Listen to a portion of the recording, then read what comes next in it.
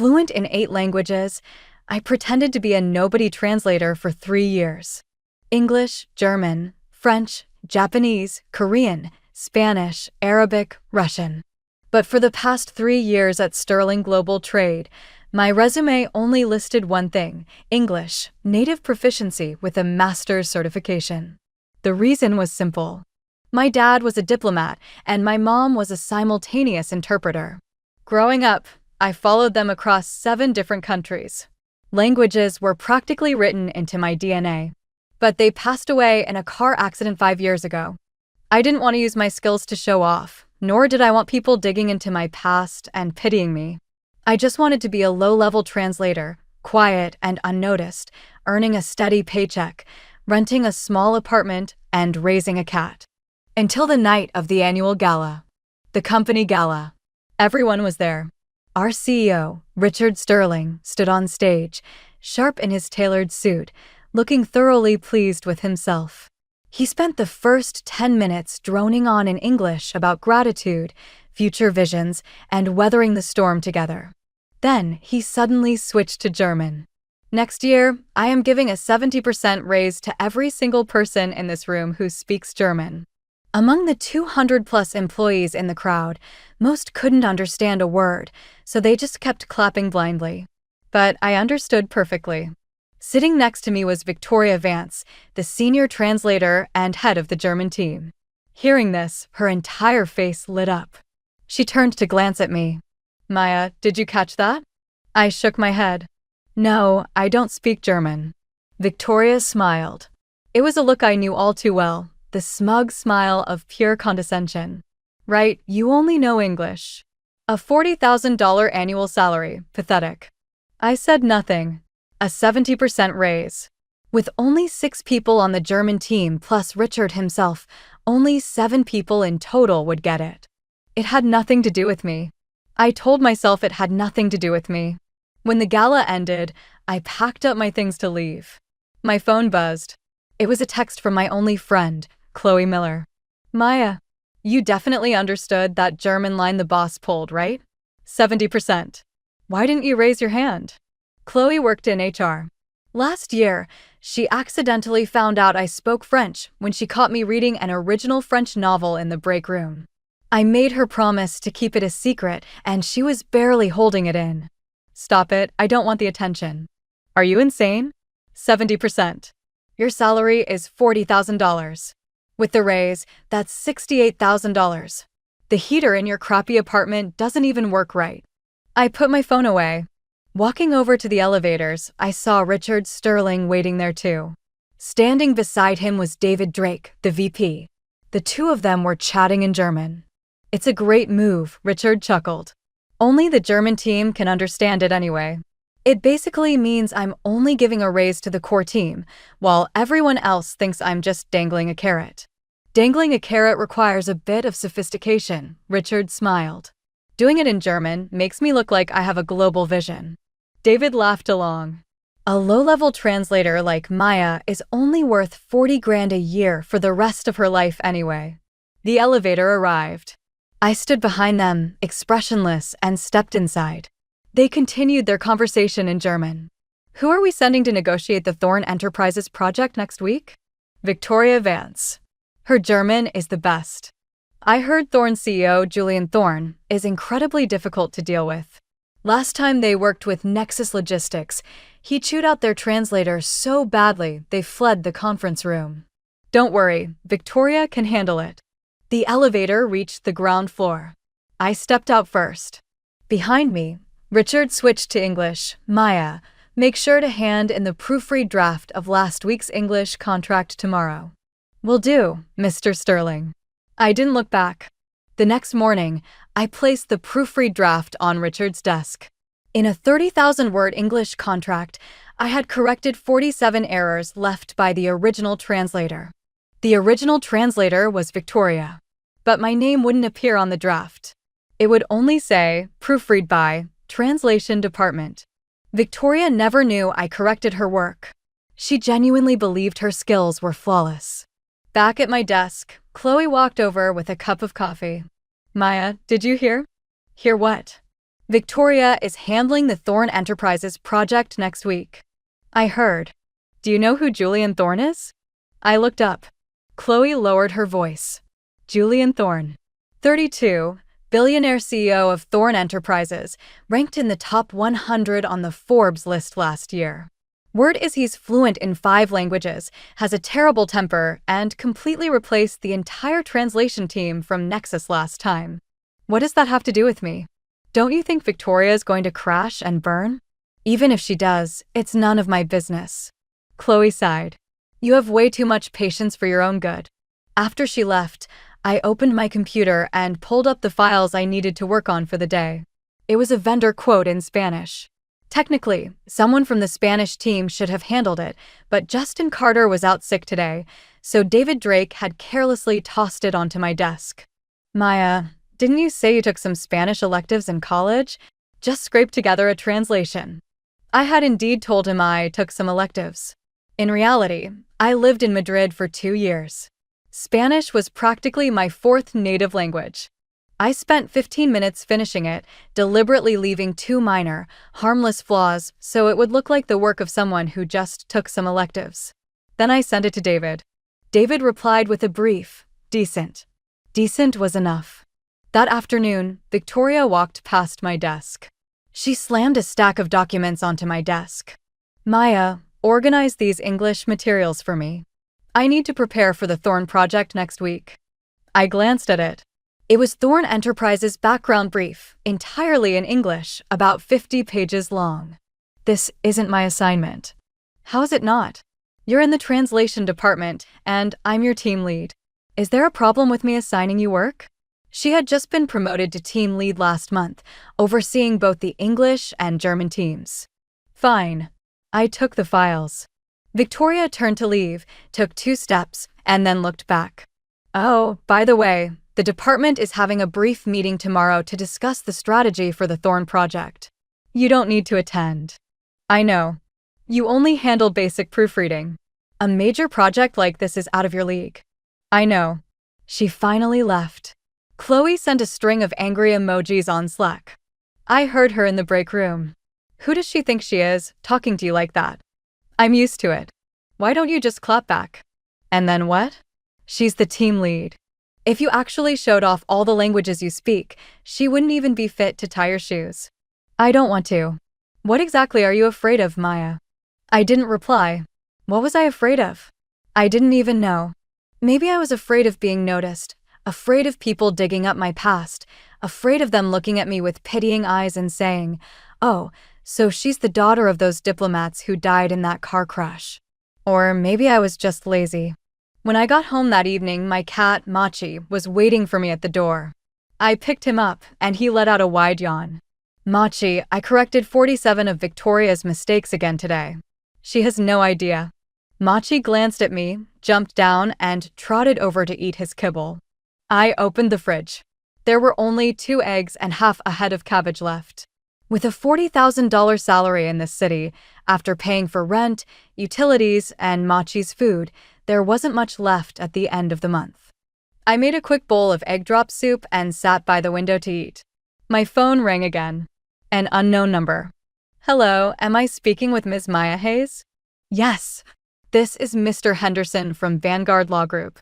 Regarding the liquidation of your parents' overseas assets, we have some documents that require your signature at our office. I've said it before. I don't want any of it. Donate it all. Ms. Hayes, your parents have a balance in their Zurich account totaling. I don't want it. Mr. Henderson, thank you, but please stop calling. I hung up. Machi jumped back onto the table, tilting his head at me. It's nothing important. I turned off my phone. Monday morning, the translation department held its meeting. I wasn't invited, but my desk was right next to the conference room, separated only by a glass wall. I could hear every word. Victoria wrote a list of Thorn Enterprises details on the whiteboard. Julian Thorn himself is fluent in German and English, and his executive assistants handle French and Japanese. The deal we're negotiating this time involves supply chain cooperation in the Middle East.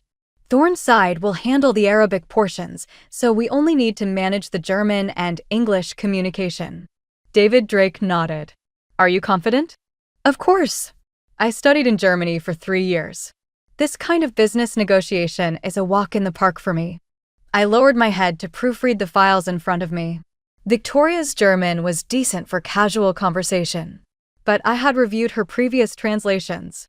Her business German had a fatal flaw. She relied too heavily on literal translations and completely neglected the strict hierarchy of honorifics required in German corporate correspondence. In casual chatter, it wasn't a big deal, but if the client was someone hypersensitive to details, whatever. Not my problem. The meeting ended and Victoria walked out. Passing my desk, she saw the stack of Thorn materials. Finished organizing it? Yes. I handed her a 20-page summary, neatly categorized by project type, partnership history, and key stakeholders. She flipped through a couple of pages carelessly. Passable. She walked off with it. At 4 in the afternoon, Richard Sterling suddenly came down to the translation department. He rarely visited in person. Victoria, Thorn moved the timeline up. Julian Thorn is arriving tomorrow afternoon. Are you ready? Victoria stood up quickly. Moved up? I've reviewed all the materials. We're good to go. Good. Take someone with you tomorrow for on-site translation support. Victoria scanned the room. I'll take Justin Carter. His German is decent. Justin is still out sick. Victoria frowned, scanning the room again. Her gaze landed on me. Maya, come with me tomorrow. I looked up. Me? I only do English. You'll just be taking notes and pouring coffee. I'll handle the professional part. Richard Sterling glanced at me. Her? Don't worry, Mr. Sterling. She's more than enough to handle the busy work. And just like that, I was dragged into the high-stakes Thorn Enterprises negotiation. As the coffee pourer. The next afternoon at 2 o'clock, we arrived at Thorn Enterprises headquarters. A 48-story skyscraper. The lobby was lined with polished black marble, and 4 receptionists stood in matching sleek black uniforms. Victoria wore a newly purchased designer suit and 4-inch heels, projecting maximum confidence. I wore a basic company-issued button-down and carried a canvas tote bag. The receptionist glanced at us. Sterling Global Trade? Yes, I am Victoria Vance, the translation team lead, and this is my assistant, Maya Hayes. I didn't bother correcting her. The receptionist made a quick call. Please wait a moment. Mr. Thorn is still in a meeting. We sat in the reception area for 15 minutes. Victoria used those 15 minutes to touch up her lipstick twice and adjust her hair 3 times. Maya, once we go in, just sit off to the side and take notes. Keep your mouth shut, got it? Got it. And make sure to address Mr. Thorn with absolute respect. Don't let your eyes wander. Executives at his level loathe unprofessionalism. Understood. The elevator doors opened. Julian Thorn's executive assistant stepped out, a man in his early 30s wearing gold-rimmed glasses, named Evan Foley. Ms. Vance? Mr. Thorn is ready for you. We took the elevator straight up to the 46th floor. The moment the conference room doors swung open, I saw Julian Thorn. 32 years old, about 6 feet 1 inch, wearing a sharp gray suit with no tie, the top button of his crisp shirt undone. His face was cold. Not a practiced, corporate coldness, but a bone-deep, icy composure. He was reading a file and didn't even look up. Sit. A single word. Victoria took a seat. I sat beside her, opening my laptop to prepare for notes. 2 other people sat next to Julian, his general counsel, and a very young woman. In front of the woman was a high-tech translation device. 5 seconds of dead silence.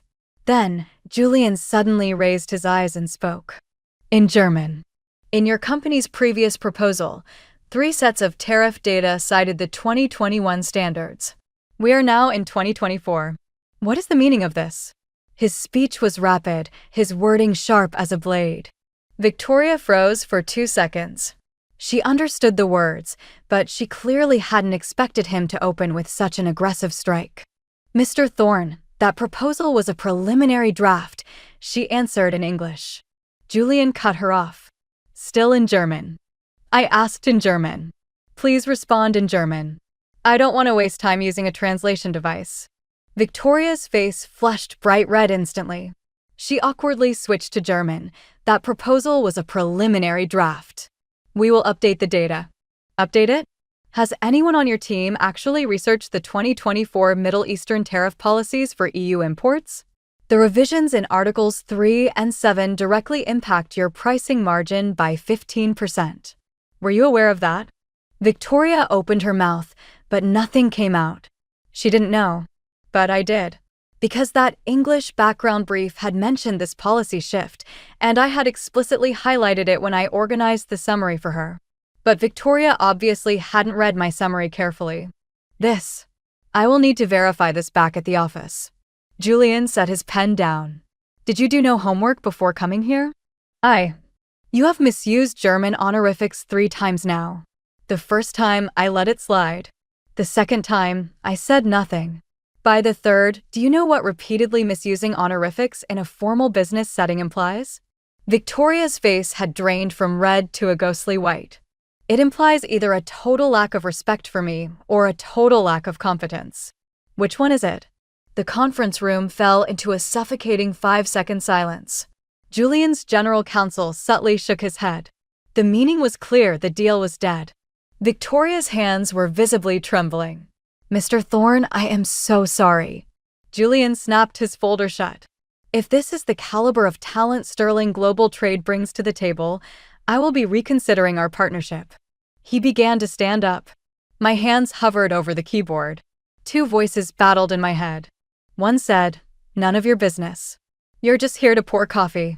The other said, "This project is Sterling's biggest account this year. If it falls through, layoffs are coming by Q4, and a low-level worker like you will be the first on the chopping block." Julian was already buttoning his suit jacket. Victoria looked like she was about to burst into tears. I spoke up, in flawless, native German. "Mr. Thorne, please give us 5 more minutes." Everyone in the conference room whipped their heads around to look at me. Victoria's eyes widened in sheer shock. Julian stopped mid-motion. He locked his gaze onto me. "And you are?" "My name is Maya Hayes.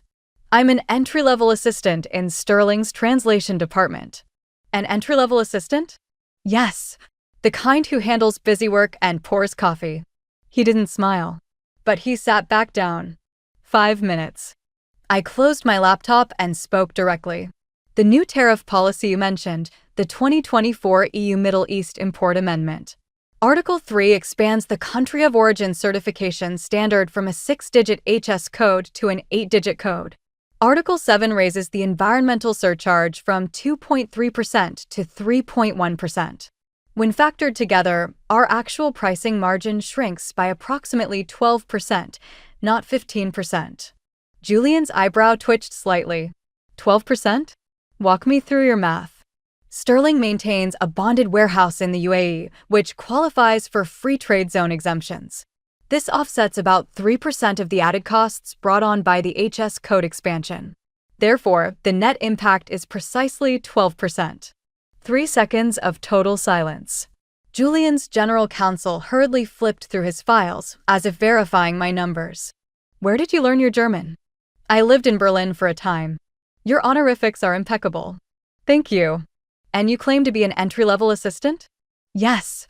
Julian glanced at Victoria, then looked back at me. "Your 5 minutes are up. However, I can grant you another 10. On one condition, for the remainder of this meeting, you do the talking." Victoria abruptly turned to me, her expression looking even worse than when Julian had humiliated her.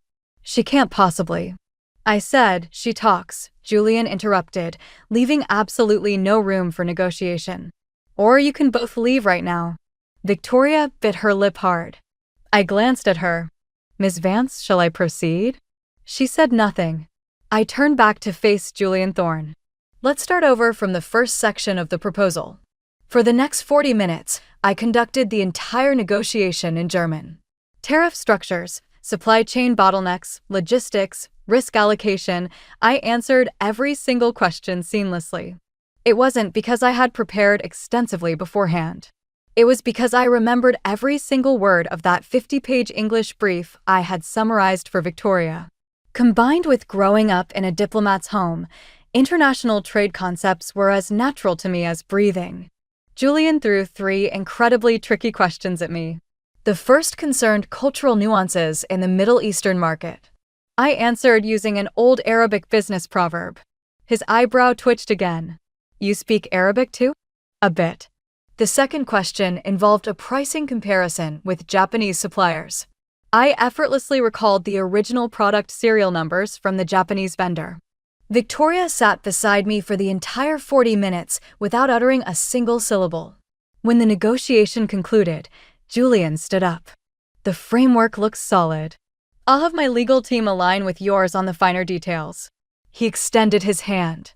Not to Victoria. To me. I shook it. His grip was firm, dry, and professional. Maya, right? Yes. You're wasting your time in an entry-level position. I offered a polite smile, but didn't take the bait. Exiting the Thorn building, Victoria stopped dead in her tracks in the parking garage. You lied to everyone. I turned around. You said you only knew English. My primary workload is in English.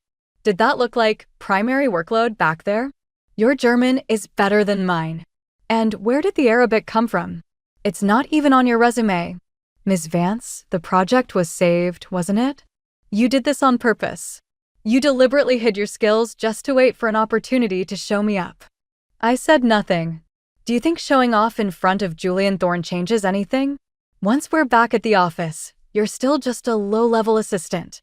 She grabbed her bag and stormed off, her 4-inch heels clicking sharply against the concrete of the underground garage. Standing there, I suddenly felt incredibly exhausted. My phone buzzed. Chloe, how did the meeting go? Did Victoria crash and burn? The deal is saved. How? She didn't wait, was it you? Let's talk back at the office. Maya, you finally did it. I hung up. Standing at the exit of the garage, the autumn wind blew in, feeling quite chilly. I didn't want the spotlight. Truly, I didn't. But I also didn't want to lose my job. The next morning, the moment I arrived at my desk, Victoria was already inside Richard Sterling's office.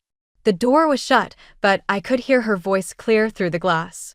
Mr. Sterling, Maya completely bypassed the chain of command and spoke out of turn during a client meeting. She showed zero respect for corporate hierarchy. Richard's voice boomed back. Was the deal saved? Yes, but that's because.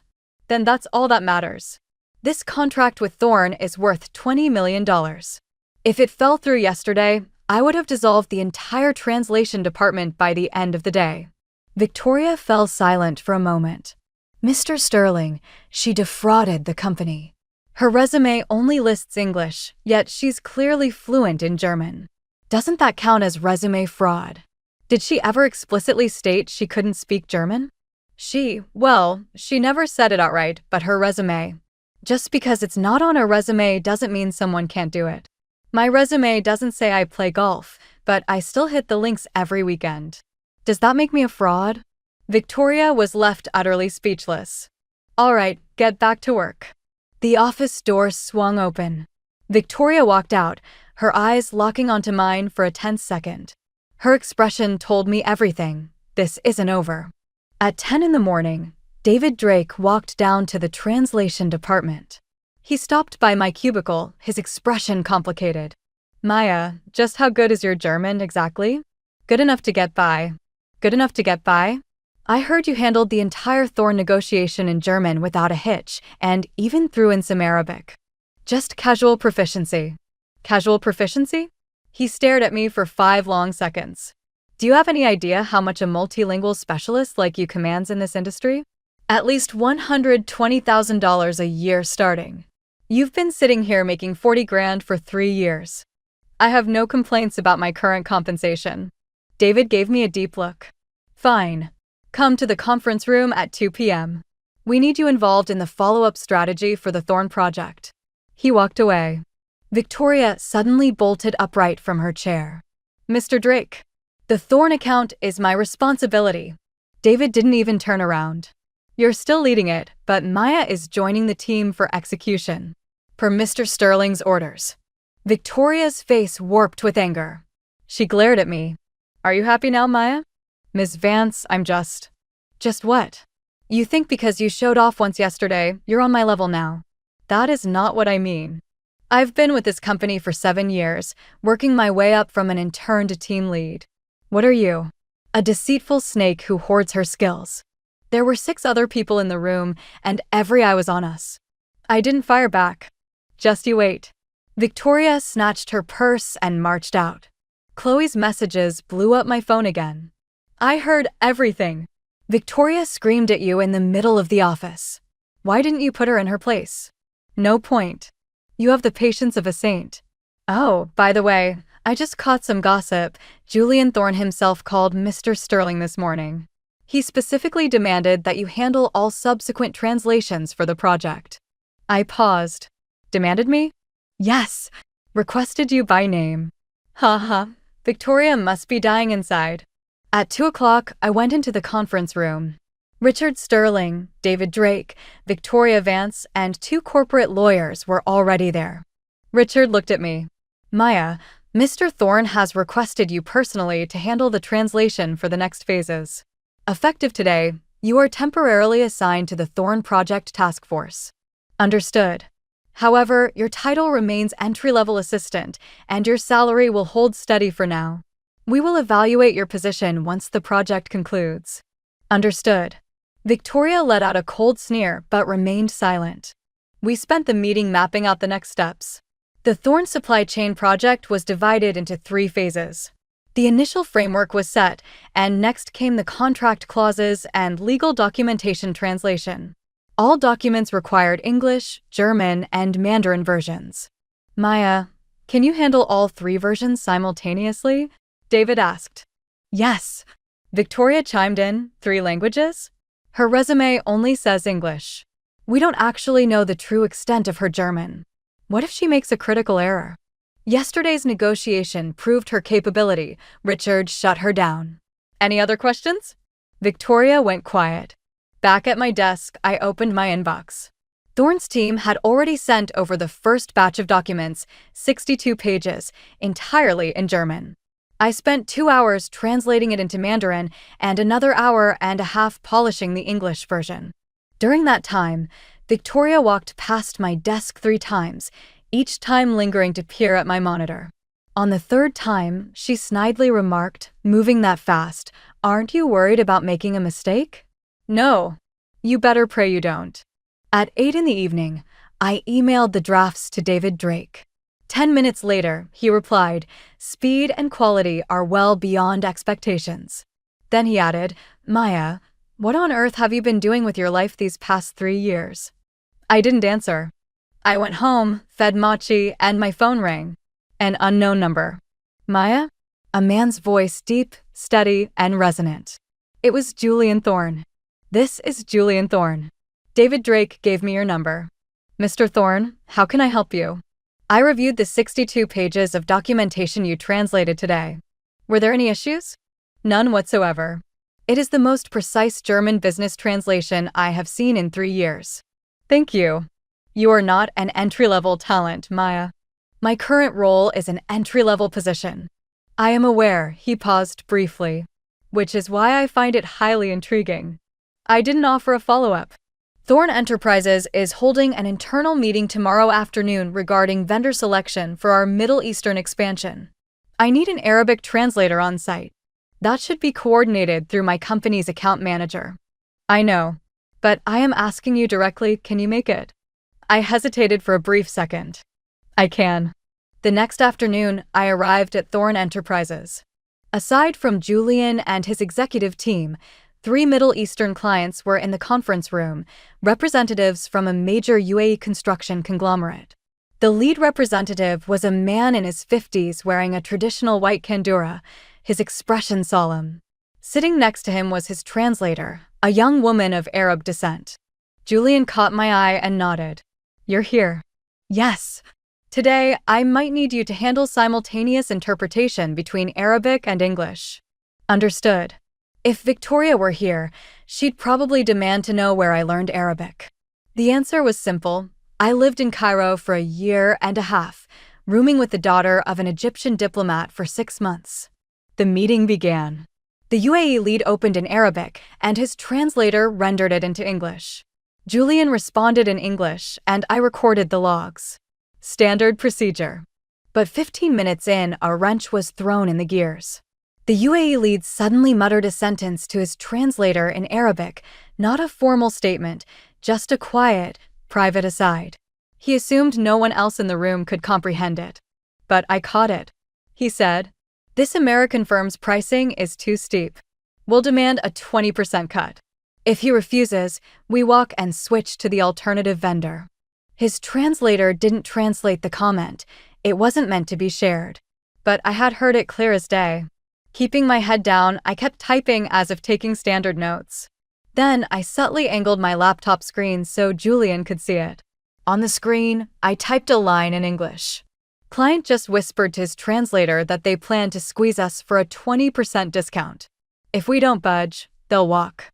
Julian's eyes flicked to the screen for a split second. His expression remained flawlessly neutral. In the negotiations that followed, his strategy shifted brilliantly.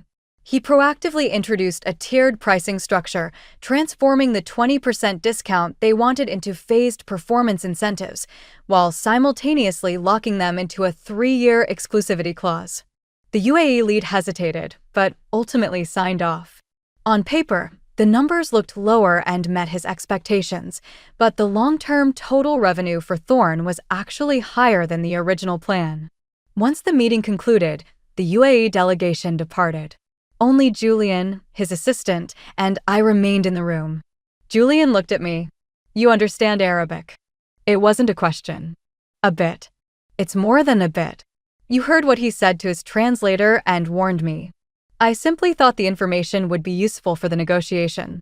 Without that warning, this deal would have cost us at least $8 million in lost margins. He stood up. "Maya, just how many languages do you actually speak?" I hesitated for a moment. "English, German, French, Japanese, Korean, Spanish, Arabic, and Russian." His assistant's eyes practically bugged out behind his gold-rimmed glasses. Julian, however, remained perfectly composed. 8. "Yes. And you're making 40 grand a year at Sterling." "Yes. Does that seem logical to you?" It was my choice. He stared at me for 5 seconds. "Would you be interested in joining Thorn Enterprises?" I didn't answer right away. "I can offer you a starting salary of $250,000.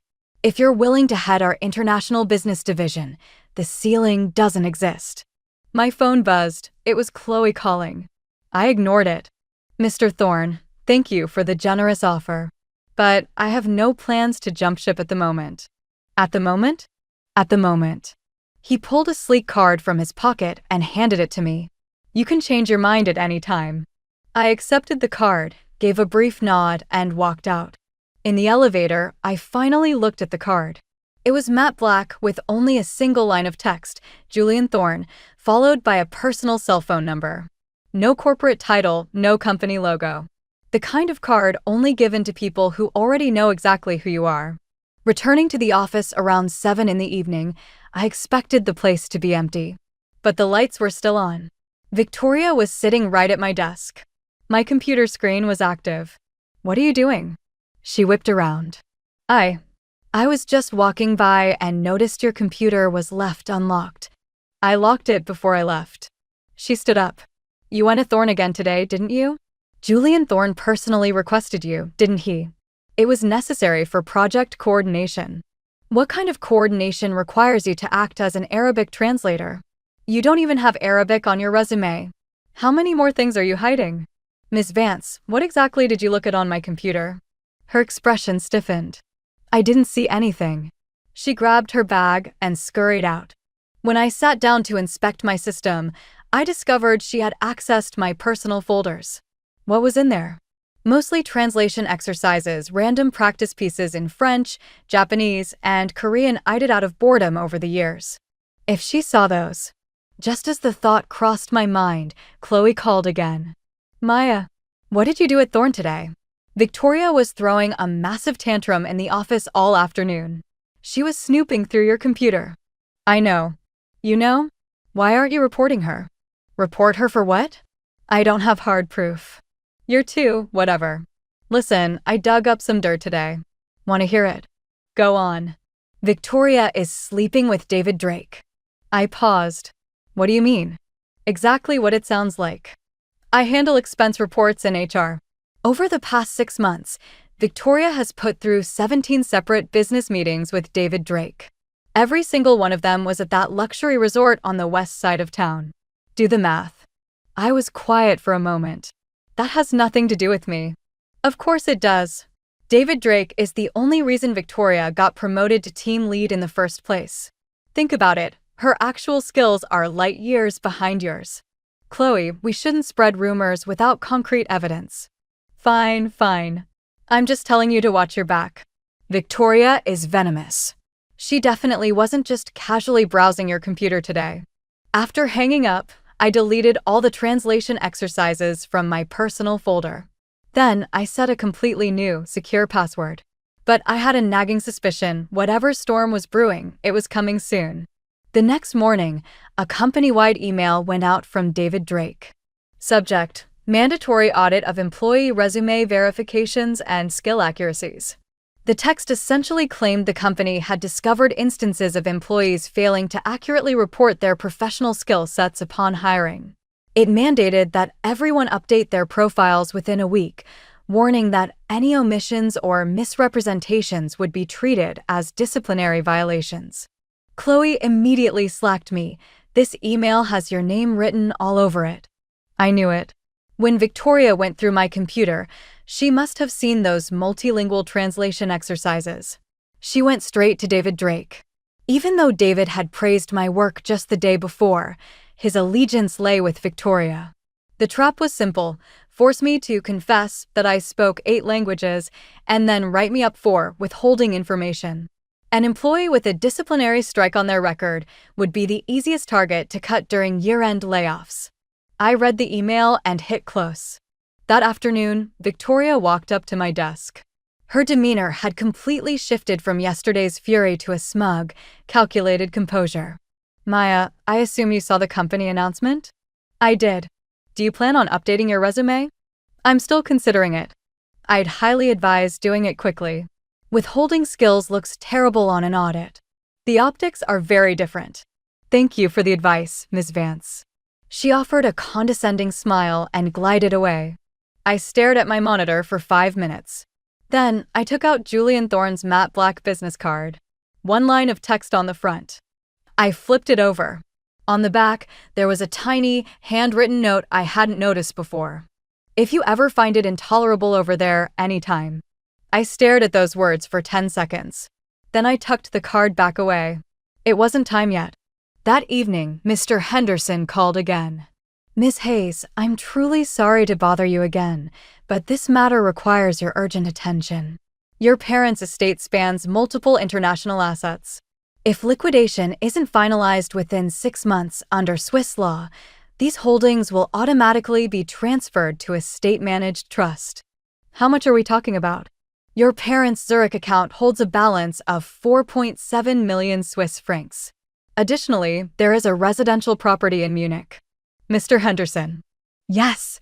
I've told you before, I don't want it. But Ms. Hayes, please find a reputable international charity fund and donate everything. If it requires my signature, mail the paperwork over and I will sign it. I hung up the phone. 4.7 million Swiss francs. Plus a prime piece of real estate in Munich.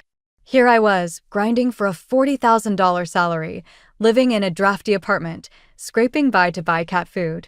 Meanwhile, my parents had left me an estate worth nearly $7 million.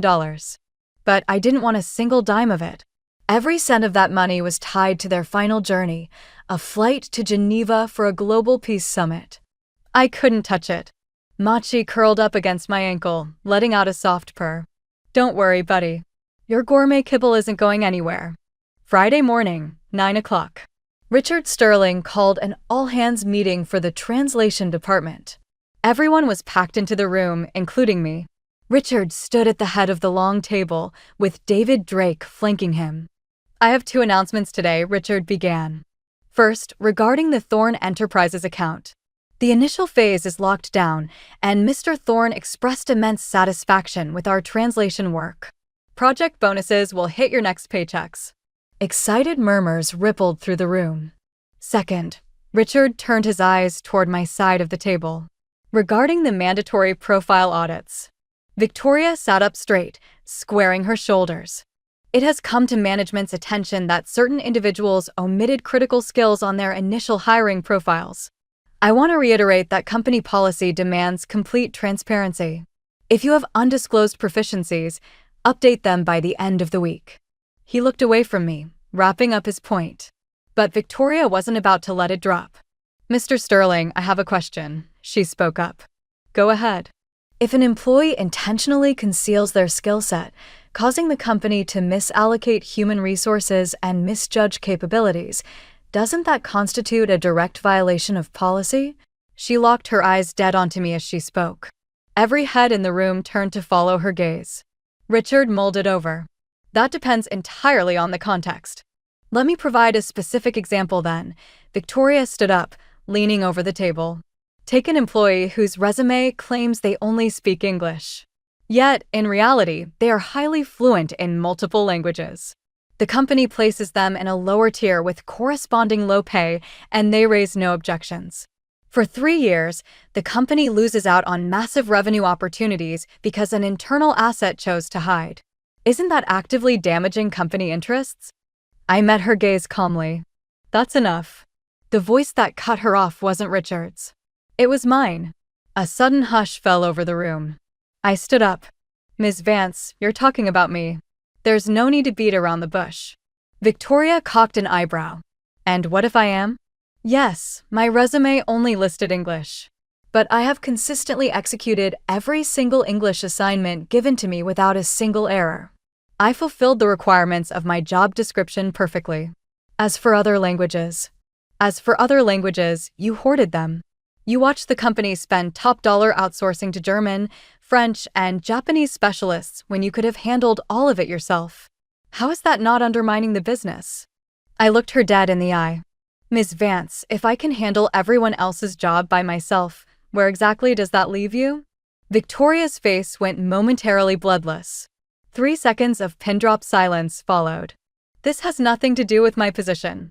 "It has everything to do with your position," I countered. "Because you don't care about company interests.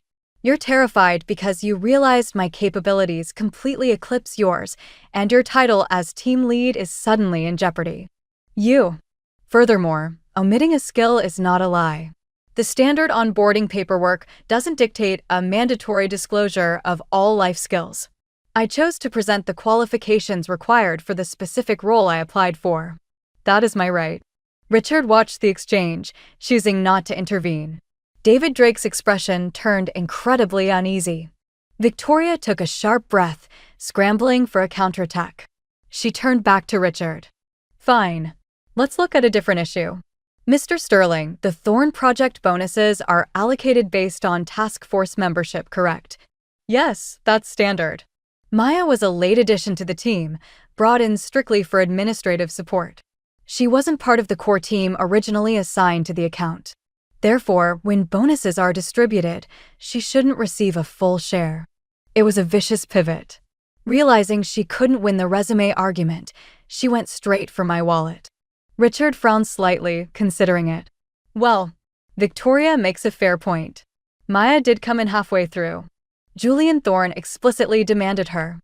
The voice came from the doorway, cold and unexpected. Everyone snapped their heads around. Standing at the entrance of the conference room was Julian Thorne himself. He wore a tailored dark navy overcoat, a leather portfolio tucked under his arm, his expression utterly detached. "Mr. Thorne," Richard stammered, completely blindsided. "What brings you by?" "Dropping off the finalized contract." "I happen to be in the neighborhood." Julian walked in, tossing the heavy portfolio onto the center of the table. "I couldn't help but overhear your meeting." The door was unlatched. He cut a glance toward Victoria. "The core negotiations for this project were executed entirely by Maya. On our first meeting, she rescued the entire deal in the final 5 minutes. During our session with the UA clients, her Arabic proficiency secured an $8 million profit margin for my firm. How you distribute your bonuses is your business, but I suggest you get one thing straight: who the actual key player is on this account. Victoria's face turned a horrific shade of mottled crimson. Mr. Thorne, I didn't mean. Furthermore, Julian turned to face Richard Sterling. This contract contains an explicit rider. Maya Hayes is designated as the sole translator for all Thorne Enterprises accounts moving forward. If she is no longer with Sterling Global Trade, this contract automatically terminates. The room went entirely dumbfounded. Richard frantically opened the portfolio and flipped through the pages. His hands were visibly shaking. Mr. Thorne, do you mean? My meaning is perfectly clear. This is a $60 million annual contract. The designated language specialist is Maya. If you swap her out, the deal is void. $60 million. Every eye in the conference room locked onto me. Victoria looked as if she might faint. Richard slowly set the contract down, staring at me with a mix of awe and desperation. Maya. Yes, Mr. Sterling? Effective immediately, you are no longer an assistant. Then what am I? He swallowed hard. Deputy Director of the Translation Department. As for your compensation, we will discuss those figures privately. Victoria shot out of her chair. Mr. Sterling, she's only been here 3 years. I've given this company 7. Richard didn't even look at her. Victoria, sit down. Victoria stood frozen, her lips trembling. Julian had already turned to head out. As he passed my chair, he muttered a single sentence. In fluid, literary French. You belong in a much grander room. Before I could react, he had already vanished down the hallway. The moment the meeting adjourned, the entire department erupted. Everyone was buzzing about the bombshell. She speaks 8 languages? Working for $40,000 a year for 3 years? Is she crazy? Did you see the Thorne contract? $60 million, and he named her personally. Victoria's face was priceless. Pure art. I returned to my desk and quietly packed up my things. My phone vibrated. A text from Julian. Did you understand the French? I did. And your thoughts? I'm considering it. No rush. Take your time. I set my phone down.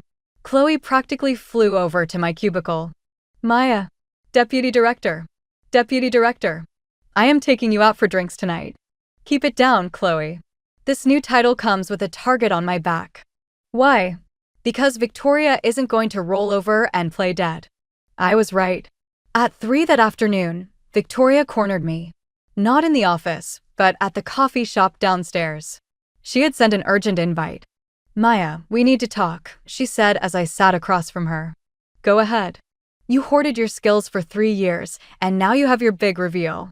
Do you honestly think your life here is going to be easy moving forward? Are you threatening me? I'm giving you a reality check. She stirred her latte, her eyes cold.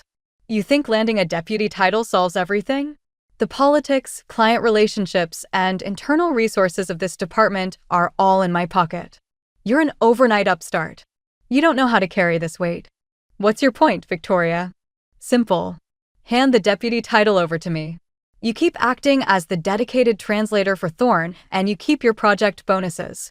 I run the department, you handle the execution. We both get what we want. And if I decline?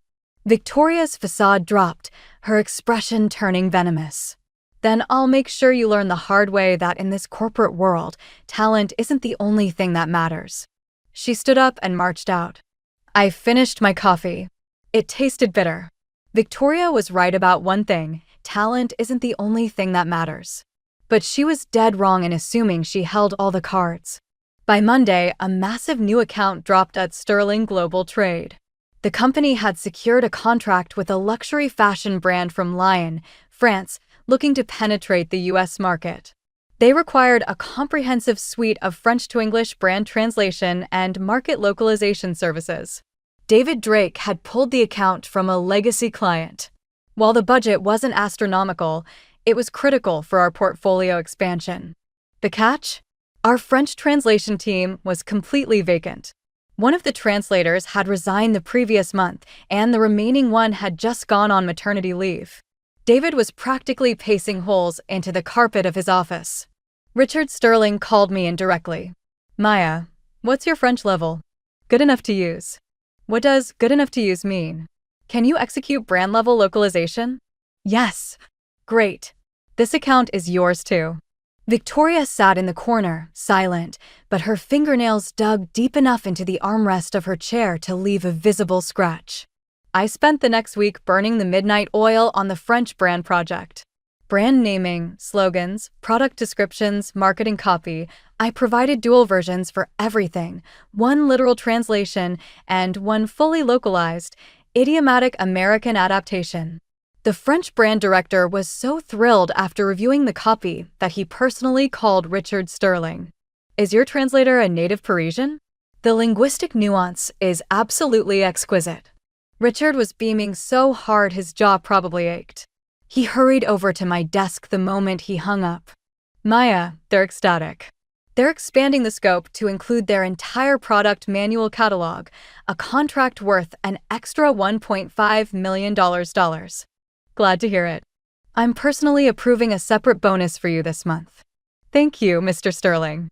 Shortly after he left, Victoria blasted a message to the department Slack channel. Reminder to all staff, project distribution within the translation department must strictly follow standard protocol. Bypassing the team lead to accept assignments directly is strictly prohibited. No one replied. Clocking out that evening, I ran into David Drake in the elevator. It was just the two of us. He looked at me intently. Maya, do you really speak 8 languages? Yes. Do you realize how exceptionally rare your skill set is in this field? I do. Then why on earth, never mind, he pressed the lobby button. There's something I think you should know. Victoria is incredibly bitter about your promotion. She's complained to me multiple times. I'm aware. You should tread carefully. She has leverage within the company. When he said leverage, his eyes darted away guiltily. I knew exactly what he was hinting at. Mr. Drake, about your situation with Victoria. What situation? His tone shifted instantly, turning defensive. Nothing. The elevator chimed open. He stepped out, paused after a few paces, and turned back around. Maya, whatever rumors you might have heard, there is nothing inappropriate between Victoria and me. Her promotion to team lead was strictly based on seniority and familiarity with our operations. That's all. He walked away. I watched his retreating back, thinking about those 17 resort receipts Chloe found in HR. Corporate survival makes people say the wildest things. Another week passed, and the Thorn project moved into phase 2. Julian required me to work out of Thorn Enterprises twice a week to manage contract finalizations and multi-language vendor communications. Every time I arrived at Thorn, I was greeted by Julian's executive assistant, Evan Foley. Evan was courteous to a fault. Miss Hayes, Mr. Thorn had this workspace set up specifically for you. It was a private corner office with floor-to-ceiling windows facing south, flooded with sunlight. This is far too spacious. I'm just here for translation support. Mr. Thorne's instructions were precise, only the best for you. I didn't argue. Julian brought me into every high-level briefing. Sometimes it was video conferences with UAE partners requiring Arabic, other times it was logistics calls with Japanese vendors requiring Japanese. During one meeting, a Korean supplier abruptly altered their terms, firing over a dense email in Korean. Thorn didn't have an in-house Korean translator on hand. Maya, do you know Korean? Evan asked tentatively. I do. Is there anything you don't know? I can't cook to save my life. Evan blinked, then let out a genuine laugh. I knocked out the Korean translation in 10 minutes. After reviewing the document, Julian looked up from his desk and spoke. Maya, this is the 3rd time I am asking you. Yes. Come work for Thorn. For $100,000 a year. VP of our International Business Division. You report directly to me. For $100,000. My current salary at Sterling, even with the new bonuses, hovered around $80,000. I still think. You don't have to give me an answer today. But realize this, Sterling Global Trade is a cage too small for you. He dropped his gaze back to his files. I sat in that sun-drenched office, looking out at the city skyline, suddenly thinking of the drafty window in my cramped apartment. When I returned to Sterling that afternoon, the atmosphere was suffocating. The entire department was casting strange, hushed glances my way. Chloe grabbed my arm and dragged me into an empty hallway. We have a massive problem. What happened? Victoria just filed a formal misconduct report against you with Mr. Sterling. On what grounds? Corporate espionage. She's claiming that during your time at Thorne, you leaked Sterling's internal pricing and bidding strategies to them. I froze. That's a blatant lie. I know it is. But she claims to have hard evidence. What evidence? She claims she found a file on your computer, screenshots of a text exchange between you and Julian's assistant, Evan Foley, explicitly detailing our internal profit margins. My hands clenched into fists. I have no such file on my system. She swears she has them, and she already showed them to Mr. Sterling. He wants you in his office tomorrow morning at 8 sharp for an interrogation. I forced myself to calm down. The alleged text log. It's entirely fabricated, Chloe whispered fiercely. I caught a glimpse of it. The timestamp on the text is last Wednesday at 2 p.m. But last Wednesday at 2, you were sitting right next to us in the department-wide meeting. Everyone can vouch for you. Then how did she? She photoshopped it, obviously. But she made a hilarious rookie mistake. The screenshot she printed has an iOS status bar and battery icon at the top. You use an Android. Victoria is the one with the iPhone. Victoria had taken screenshots using her own phone, swapped in my avatar and name, and forged a conversation. Chloe, I need a favor. Name it. You're in HR. Can you pull the official badge-in records and the conference room reservation logs from last Wednesday afternoon? Consider it done. And one more thing, those 17 resort expense reports for Victoria and David Drake. Do you still have access to them? Chloe's eyes lit up. Oh, absolutely. Are you finally ready to use them? Not to destroy her. Just as insurance. If she tries to sink me, I need Mr. Sterling to see that her credibility is completely compromised. Got it.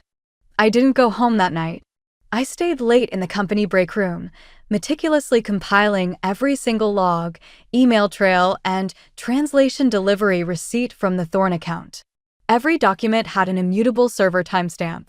My actual communications with Evan Foley were conducted strictly via enterprise software, which maintained a secure cloud backup. Victoria could forge a JPEG, but she couldn't hack the company servers. At 11 p.m., my phone rang. Julian. I heard you've been accused of misconduct. Word travels fast. Evan told me. Do you need my legal team to step in? No.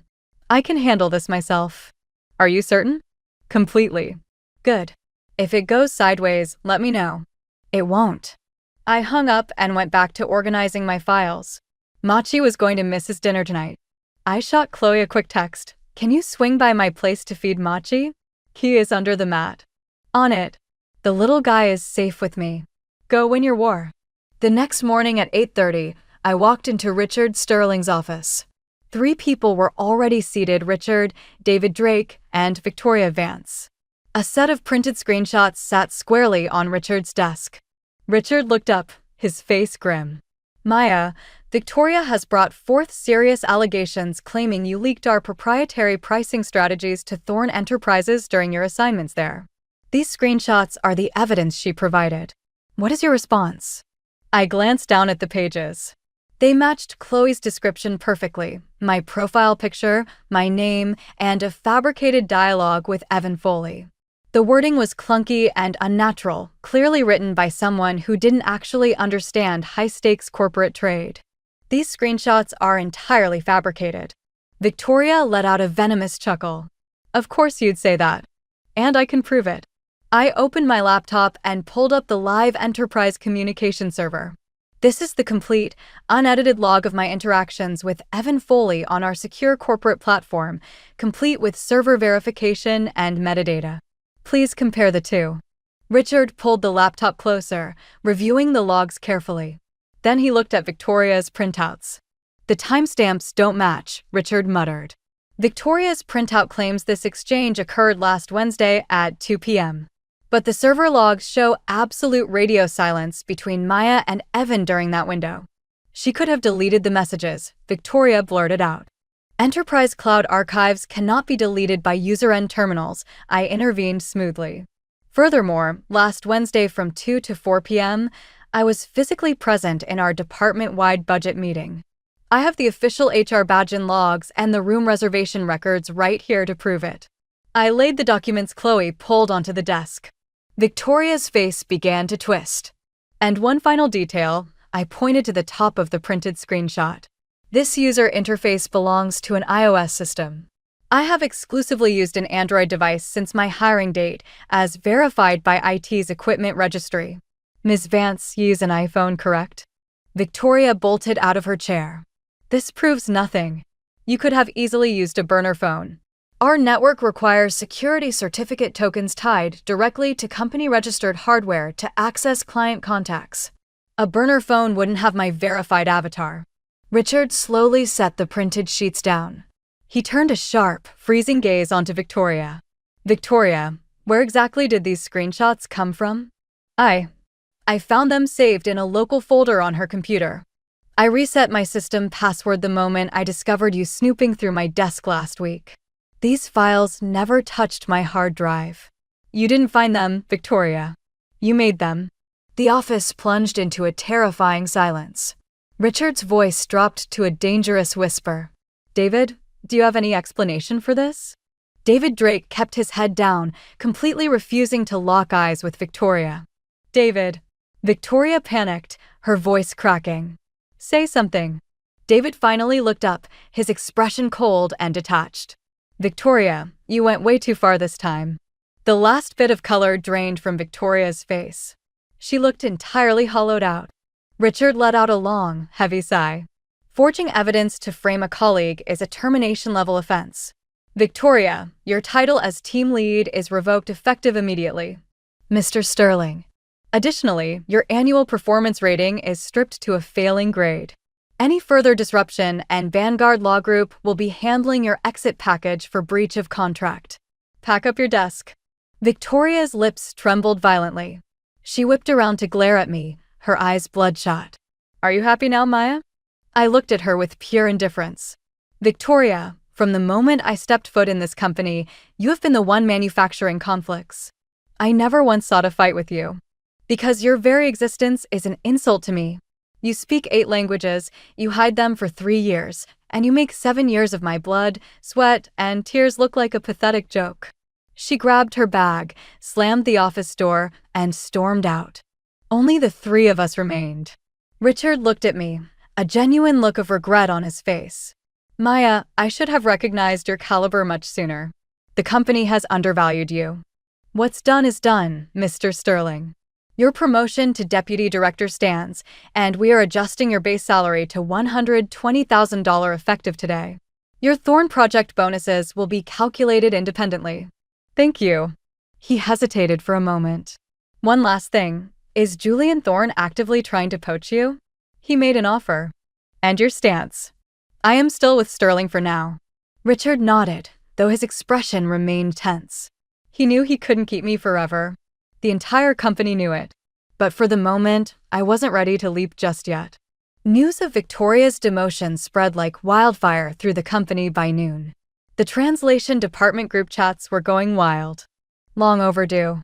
Her actual translations were mediocre at best. She only survived on connections. Wait, did you guys know Maya actually proofread and fixed every single one of Victoria's drafts for the past 3 years? What? Seriously, check the archive logs. Maya quietly corrected over 100 of her contracts. Knowing she was the laughingstock of the office probably pushed Victoria over the edge, but I couldn't care less. Afternoon at 5 o'clock, just as I was preparing to log off, a stranger walked into the translation department. She was a woman in her late 40s, sharp haircut, wearing a sleek gray trench coat, exuding an air of intense capability. She walked straight to my desk and asked, "Are you Maya Hayes?" I looked up. "Yes, I am." She handed me a business card. "Hello, I'm Rachel Taylor, executive producer at Beacon Media. We are currently in pre-production for a massive global documentary project, and we need a multilingual linguistic consultant. How did you find me?" "Industry recommendation." Your recent work on the Thorn Enterprises negotiations and the French brand localization project has stirred up a lot of chatter in elite circles. I glanced at the card. Beacon Media was a top-tier powerhouse. Ms. Taylor, what are the specifics of the project? It's a multi-part docuseries tracing historic trade corridors across Europe and Asia. We require structural oversight across English, French, Arabic, and Russian, simultaneous translation review, and script adaptation. We've vetted 3 translation agencies, and none could provide a single person capable of covering all those languages. Then someone told me there's a girl at Sterling who speaks 8. Who told you? Rachel Taylor smiled. Julian Thorne. He's one of the primary investors for the series. Julian again.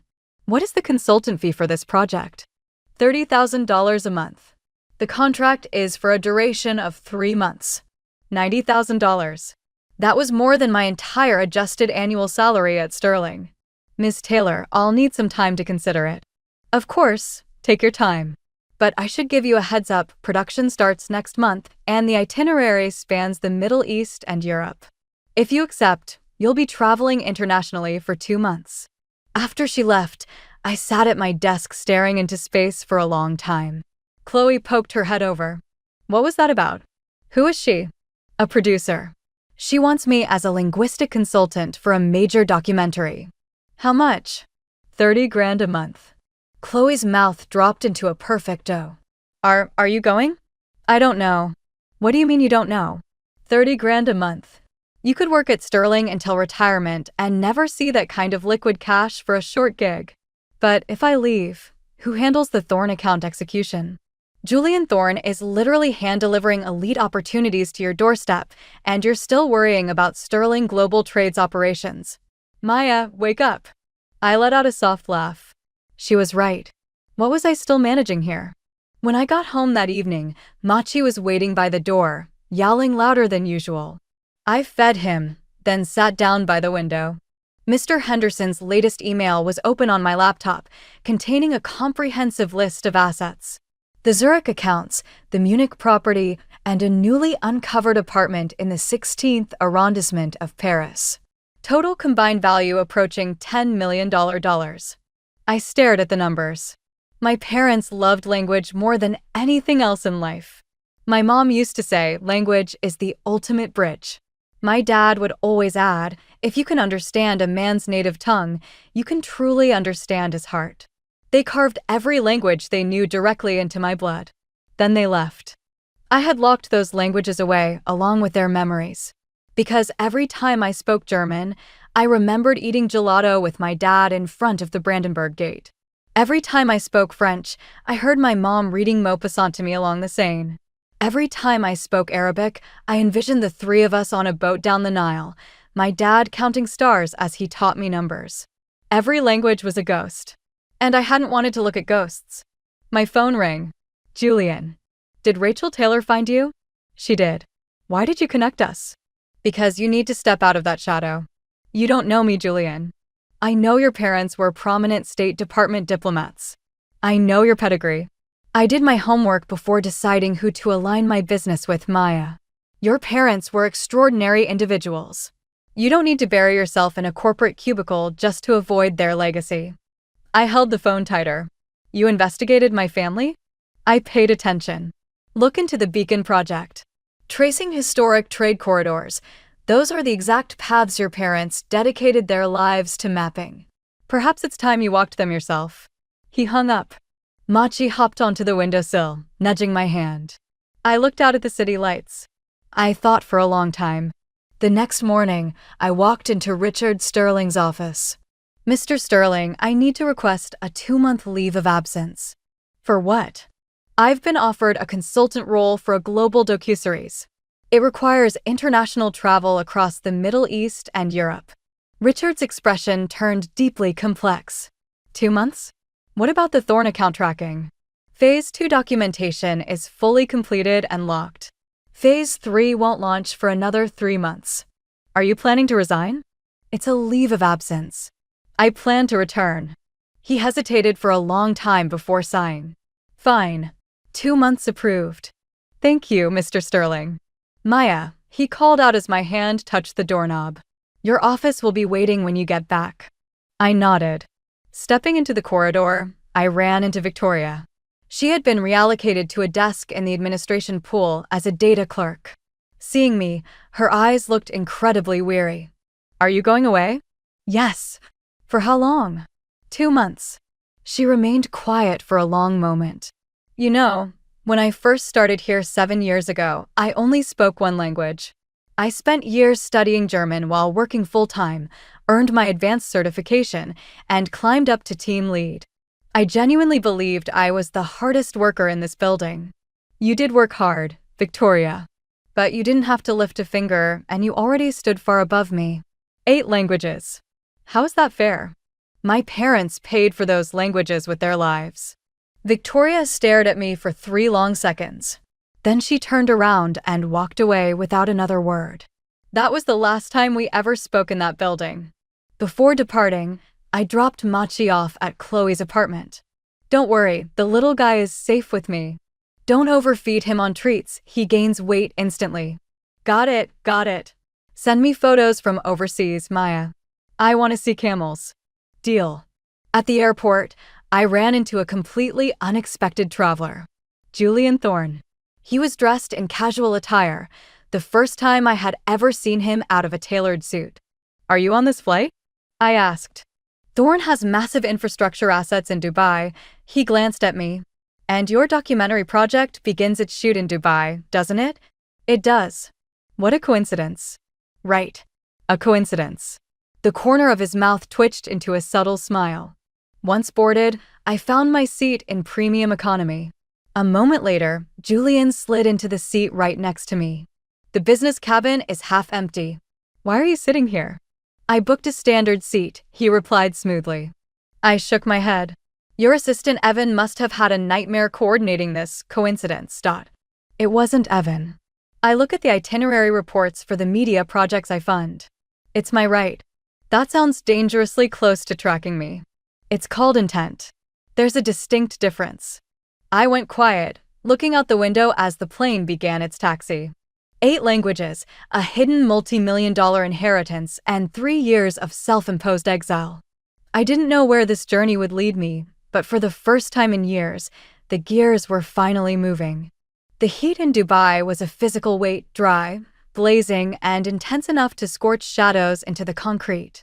The docuseries crew consisted of 15 seasoned professionals, led by a veteran director in his late 50s named Warren King. "So you're the Maya Hayes everyone's talking about? The one who supposedly speaks 8 languages?" "Yes, sir." "All right, give this a shot." He handed me a dense, handwritten interview outline in Arabic. I scanned it for 10 seconds, then translated it on the spot into seamless English prose.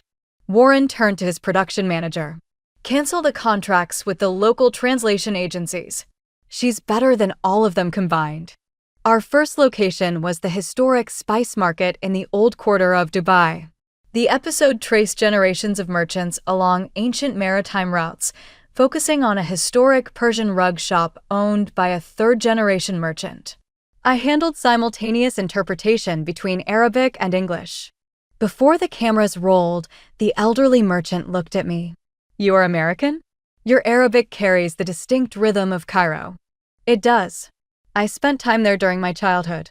"Cairo Arabic carries the very scent of the Nile," he smiled warmly. Exquisite. The interview lasted 2 hours.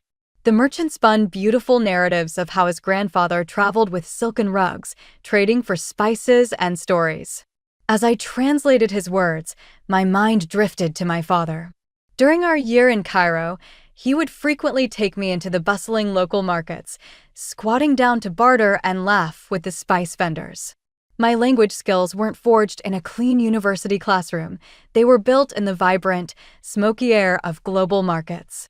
When the shoot wrapped, Warren patted my shoulder. "Brilliant work, Maya. Tomorrow we move to Abu Dhabi for an English language segment. Then we fly to Istanbul for a French archaeological feature. Are you ready?" "Ready." That evening, the crew gathered for dinner at the hotel. As I ate, my phone lit up with a text from Evan Foley. "Mr. Thorne wants to know if your first day of production went smoothly." I typed back, completely smooth. Tell him he doesn't need to check in.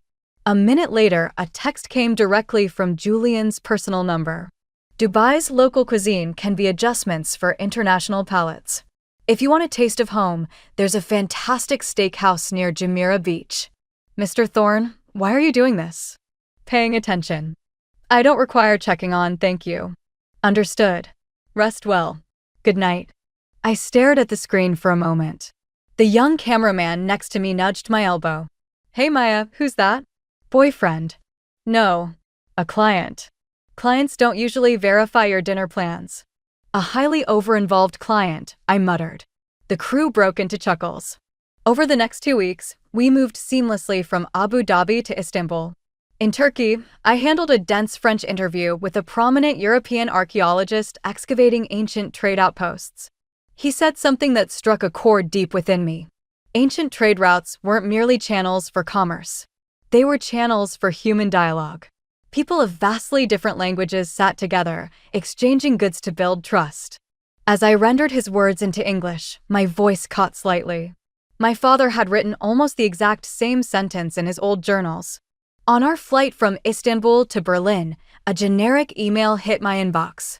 Sender, Victoria Vance. Subject, no subject.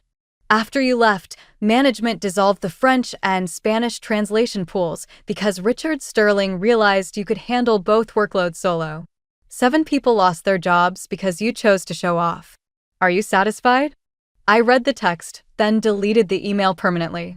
A message from Chloe popped up immediately after. Do not listen to a single word Victoria sends you. HR dissolved those pools because their account metrics were failing for consecutive quarters. It had absolutely nothing to do with you. She's just trying to poison your trip. I know, Chloe. I'm fine. Machi is doing great, by the way. He's gained a few pounds. Come back soon. My wallet can't keep up with his appetite. I smiled, stowing my phone. Berlin. Our 3rd production hub. I had lived here for a year when I was 12. As the plane broke through the gray cloud cover, my heart gave a sudden, sharp thud. The summer my dad took me to the Brandenburg Gate felt like a lifetime ago. The Berlin segment focused on European market origins, requiring extensive German language translation. Our subject was a distinguished historian at Humboldt University, Professor Schmidt. He was an elderly man with pristine white hair who spoke a beautifully precise, classical German. During the interview, he detailed a fascinating historical collection. There is a rare private archive of early trade porcelain currently held in a secure facility here in Berlin. It belonged to a prominent foreign diplomat who passed away 5 years ago. His estate passed to his daughter, but she has never stepped forward to claim it. My breath hitched. What was the diplomat's name, Professor? Professor Schmidt adjusted his glasses, checking his notes. Arthur Hayes. My heart felt as though it had completely stopped. Arthur Hayes. My father. Do you know where this archive is being stored? A high-security climate-controlled facility in the northern suburbs. The storage fees have been systematically dispersed by a Swiss legal trust for the past 5 years. Vanguard Law Group. Mr. Henderson. My father hadn't just left me currency and properties. He had left a physical archive of his life's passion. And he had never told me. After the shoot wrapped, I sat alone at a small cafe on a gray, chilly Berlin street. The winter wind was biting. The gelato I had here at 12 had been pistachio-flavored. My phone rang. Julian. You're in Berlin. Yes. Your voice sounds heavy. What happened? Nothing. I'm in Berlin too. Landed this afternoon. If you're free. Why do you always happen to land exactly where I am? Because Rachel Taylor shares production itineraries with her primary investors. I like staying informed. That's called monitoring. I call it focus. There's a subtle distinction. I fell silent for a few seconds. I found something my father left behind. A collection of historic porcelain. It's stored in a warehouse here. I never knew it existed. Would you like me to accompany you to see it? Yes, please. The following afternoon, Julian accompanied me to a secure facility on the outskirts of Berlin. It was a specialized, high-end depository for fine art and historical artifacts. When the manager unlocked the vault, I was greeted by 3 massive steel shelves.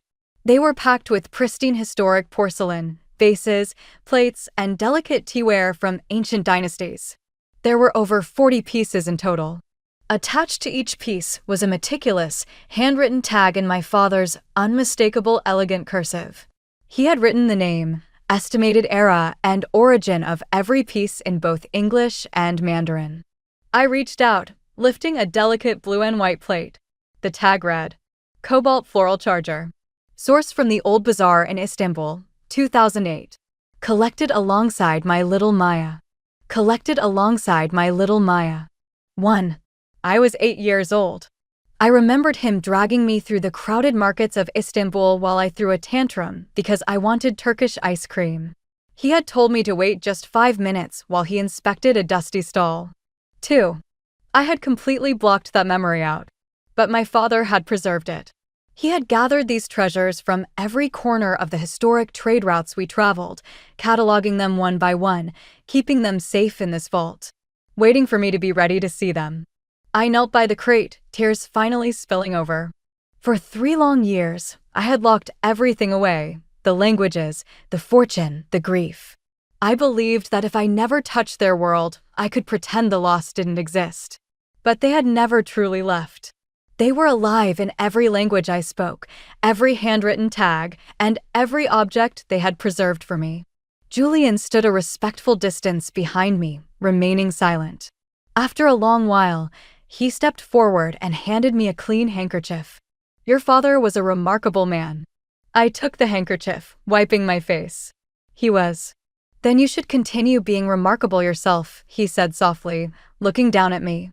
Instead of burying your existence in a $40,000 corporate cubicle. That night, I placed a long-distance call to Mr. Henderson. Mr. Henderson, regarding my parents' estate. I'm ready to authorize the paperwork. Ms. Hayes, you're finally. Proceed with the original plan to liquidate and donate the Zurich accounts and the real estate holdings to the designated global funds. But the Berlin archival collection, keep it intact. I am taking ownership of it. Understood. I will coordinate the transfer immediately. And Mr. Henderson? Yes, Ms. Hayes. Did my father leave anything else? Anything personal? A letter, perhaps? The lawyer paused for a moment. Yes, a personal letter. His explicit instructions were to hand it to you only when you finally stepped forward to claim the archive. Mail it to my hotel in Berlin. The letter arrived 2 days later. A simple white envelope with my name written in his familiar hand, for Maya. I sat on the edge of my hotel bed for 10 minutes before opening it. My dearest Maya. Asterisk, if you are reading these words, it means you have finally opened the vault I left behind for you. Your mother, and I knew that if we ever left this world, your immediate instinct would be to retreat. You would likely seal away the languages we taught you, because every word would carry our ghosts. You would think of Berlin gelato every time you spoke German, or Cairo stars every time you spoke Arabic. But Maya, language is not a prison of grief. It is a set of wings. Your mother spent her life building bridges, and I spent mine planting seeds along those paths. You are the culmination of that bridge, Maya. You are our seed. Do not diminish your light in dark corners. Shine brightly and step into the world you were born to change. With all our love, Dad. A single dried smudge marred the bottom of the page. I couldn't tell if it was left by his pen 5 years ago or by my own tears just now. The documentary production pressed onward. From Berlin to Paris and finally to Madrid. In France, I managed complex structural interviews with a Parisian literary curator, a Louvre archivist, and a prominent expatriate entrepreneur named Frank Dawson, who had built a massive logistics empire from scratch. Frank's story resonated deeply with me. I arrived in Europe decades ago without a single word of the language, Frank told the cameras. On my first day, a local screamed at me to go back where I came from. I didn't understand the insult, so I just smiled at him. And later, I asked in French. Later, I spent a decade mastering the language and another decade buying out the businesses on that very street until everyone addressed me as Mr. Dawson. Language isn't just about exchanging words, Maya. It's about forcing the world to respect you. When I translated that segment for Warren King, the old director sat back, visibly moved. Keep this raw audio. Maya, your localization interpretation brings out the absolute soul of these interviews. In Madrid, I interviewed a classical flamenco artist. A line from her interview stayed with me. Every language has a specific pulse, a distinct rhythm. Once your body memorizes the rhythm, it stays with you forever. Our final production hub was Moscow, where I executed the final 3 Russian language features flawlessly. On our final wrap night, Warren hosted a massive dinner for the entire crew. Maya, you single-handedly managed the workload of 5 independent translation teams. I've been directing for 30 years, and I've never seen a talent like yours. You're far too kind, director. It's the simple truth. Without your structural oversight, production costs would have bloated by at least a few $100,000 to source specialized teams for each region. Rachel Taylor raised her glass. A toast to Maya. The entire table cheered. I took a sip of my drink. From Dubai to Moscow, 2 months, 5 countries, 8 languages. My father was right. Language wasn't a prison. It was a set of wings. I returned home in late December. The winter air in the city was freezing, but it tasted entirely familiar. Chloe met me at the arrival's gate, holding a cat carrier. Machi looked like he had put on at least 2 pounds. Welcome back. I knelt down, peering through the mesh of the carrier. Did you turn him into a bowling ball, Chloe? He demanded the premium treats. I couldn't say no to those eyes. I laughed, picking up the carrier. When I stepped back into the offices of Sterling Global Trade, the landscape had shifted drastically. Victoria had officially resigned. Word was her demotion, combined with the public exposure of her resort expense reports, had made her position untenable. David Drake had received a formal reprimand from executive management. The translation department was effectively leaderless. On my first hour back, Richard Sterling called me into his office. Maya, the director position for the translation department is currently vacant. Yes, Mr. Sterling. It's yours if you want it. Base salary is $150,000. I accept. And just like that, I went from a $40,000 assistant to the director of the department in less than 6 months. On my first official staff meeting, I looked across the long table at the 20 translators now under my command. I know many of you have questions. I spoke clearly. You're wondering how someone who sat quietly as an assistant for 3 years suddenly takes the director's chair. The room remained absolutely silent. I won't waste time explaining the past. Moving forward, we let execution speak for itself. I will be personally auditing our major contract deliveries. My metric is absolute precision. If you struggle, I will train you. If you refuse to adapt, we will find someone who can. A junior translator whispered to her colleague, "Wow, she's intense." Translation isn't a casual vocabulary game. I turned to her. A single misplaced term in an international trade contract can result in millions of dollars in corporate liability. Precision is our baseline requirement. After the adjournment, a young translator named Zoe Foster approached my desk. Ms. Hayes, is it true you speak 8 languages? Yes, Zoe. Could you teach me? I've been trying to master French localization. Of course. Stop by my office for 30 minutes after hours, and we'll go through the structural drills. Zoe's eyes lit up. Within a week, my after-hours training group grew to 5 people. Within a month, the department's translation metrics hit historic highs. Richard Sterling, reviewing the monthly performance reports, turned to David Drake. We should have put Maya in charge years ago. David could only offer a strained, awkward nod.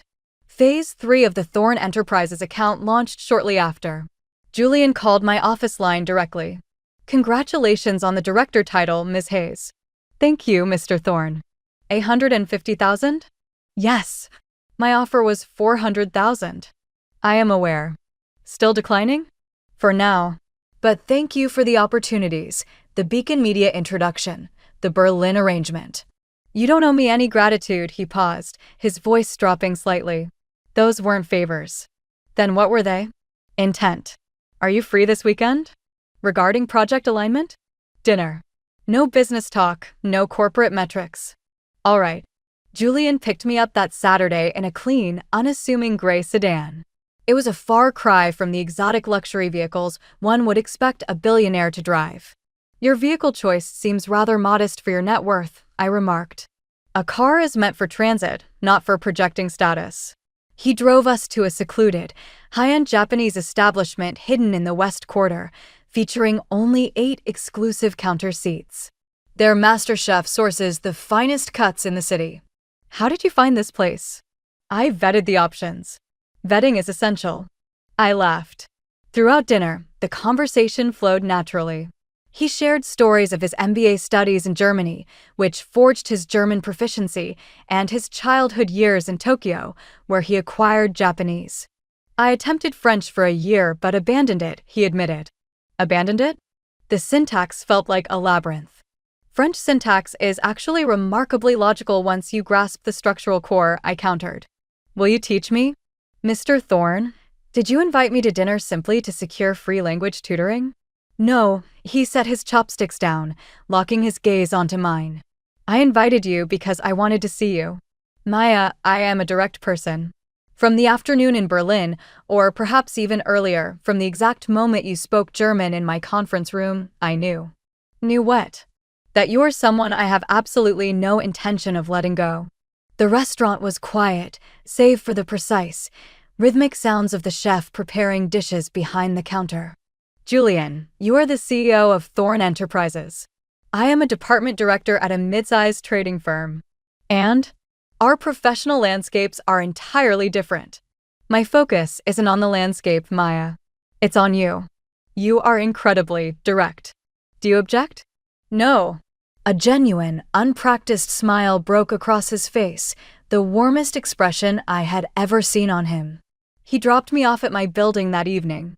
Standing by the entrance, he said, I have an international flight to Seoul tomorrow morning. How long will you be away? A week. Safe travels. Will you miss me? No. A blatant untruth. Perhaps a little. He smiled again, pulled away from the curb, and disappeared into the city traffic. I took the elevator up, unlocking my door. Machi was perched atop the entryway cabinet, staring down at me with an intense, knowing look. Don't look at me like that, Machi. He let out a sharp meow. The verdict was clear. I was in deep. The next 3 months moved at a breakneck pace. The Thorne account successfully concluded its final phase, netting sterling global trade massive revenue. The Beacon Media docuseries premiered to stellar ratings, sweeping 2 industry awards, with my name featured prominently in the credits. And Victoria? The news reached our office that the lawsuit against her new firm had wiped out their capital, and she had been legally cited for professional negligence. Without an entry-level assistant quietly rectifying over 100 of her drafts over the years, her foundational flaws were laid bare for the industry to see. When staff members began gossiping about it in our internal channels, I simply messaged, "Focus on your accounts." Meeting adjourned. People create their own outcomes. I had no desire to audit her failures. The true surprise came a week later. Julian called me into Thorne Enterprises' corporate headquarters for an official meeting. Thorne is establishing an international cultural exchange division next quarter, he explained, sliding a prospectus across his mahogany desk. We will be greenlighting cross-border media productions, literary translations, and global art exhibitions. I need an executive director to spearhead the division. I looked over the prospectus. You're attempting to poach me again. Not poaching. Building a platform that matches your scope, Julian leaned forward. You are wasted managing standard trade contracts, Maya. Language is your vehicle, but you should use it to build something of global substance. Your father's historic porcelain archive in Berlin, we can bring it across the Atlantic. Launch a global exhibition, the Porcelain Road. Use your 8 languages to narrate their journeys to the world. I closed the folder. What are the compensation metrics? Name your figure. I prefer clean professional boundaries, Julian. I don't take advantage of relationships. Then let me take advantage, he said, his eyes holding mine. Be my girlfriend. We can waive the corporate salary. Julian. The salary stands, he chuckled, his eyes crinkling. $500,000 base, plus equity sharing. But the relationship proposal is entirely non-negotiable. I looked at him. The winter light softened the sharp, cold angles of his jawline. I'll need to consider it. The position or the relationship? Both. I'll grant you 3 days. A week. 5 days. Deal. I delivered my response within 48 hours. I accepted both. The day I submitted my resignation at Sterling Global Trade, Richard Sterling personally accompanied me to the executive lobby.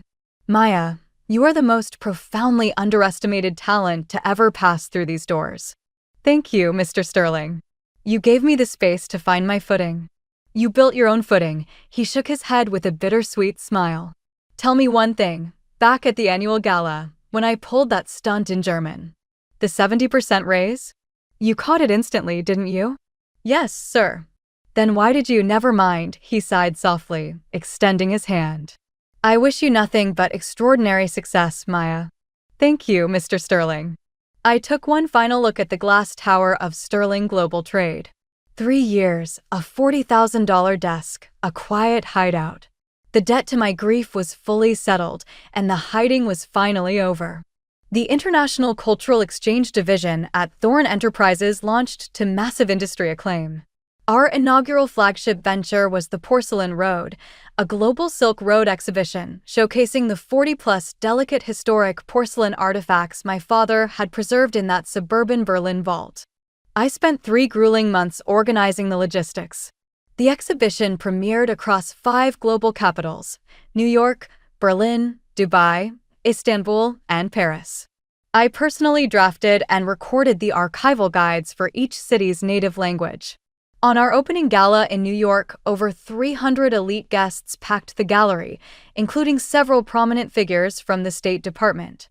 Uncle Albert stood before a beautifully lit display case housing the blue and white Cobalt Charger.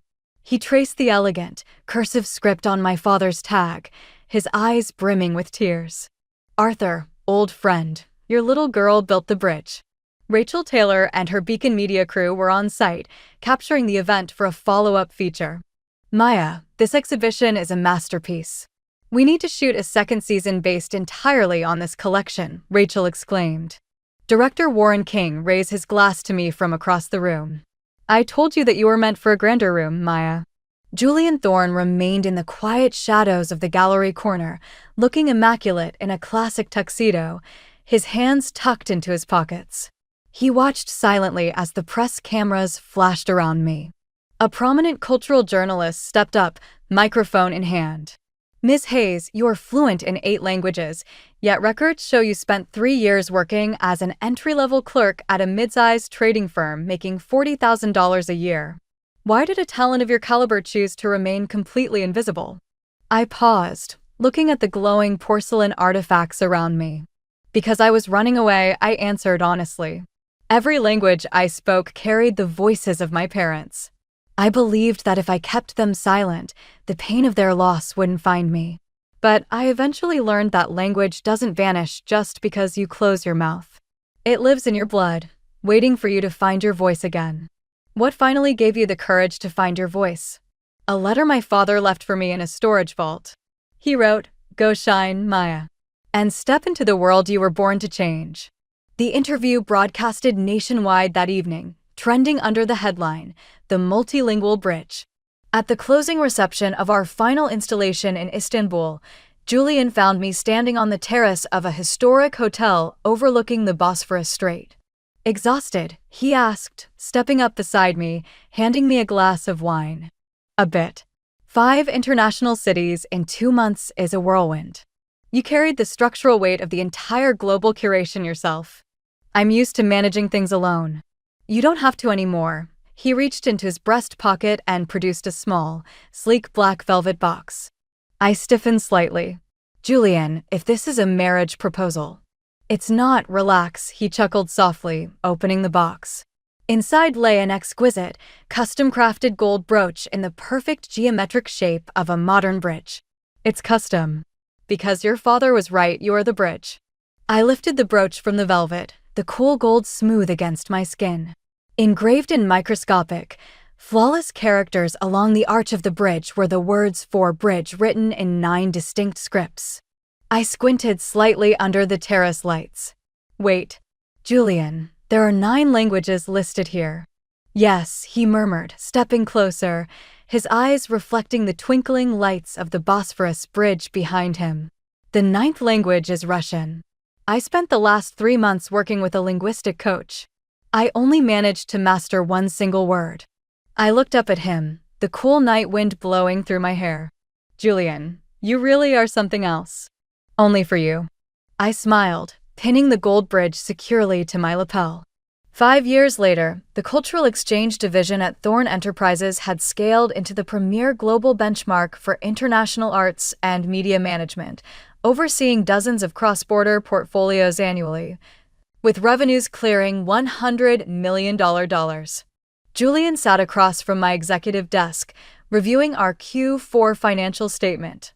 Net margins are up another 30% this fiscal year. Excellent. It's time to restructure your executive compensation package, Director Hayes. Set my salary to $1. He paused, looking up from the file. Are you serious? Take the rest of my allocated compensation and establish a permanent endowment. A global scholarship foundation to support young students pursuing advanced linguistics and localization studies. I want it named after my parents. Julian locked his eyes onto mine for 5 long seconds, a look of profound, unconditional respect softening his features. Consider it done. The Arthur and Elena Hayes Linguistic Foundation. I smiled. Machi, now a magnificently plump, content senior cat, lazily hopped off the leather executive sofa and padded over to curl around my ankles. Looking out the massive floor-to-ceiling windows at the sweeping city skyline, the image of that cold, drafty apartment felt like a different lifetime. But sometimes, I still think about that lonely girl sitting by the window, sipping soup in the dark. Back then, I spoke 8 languages, made $40,000 a year, hit a multi-million-dollar inheritance, and buried myself in the deepest corner of the world, believing silence could protect me from pain. My father told me to shine. It took me a long time to figure out how to do it. But thankfully, I found my light.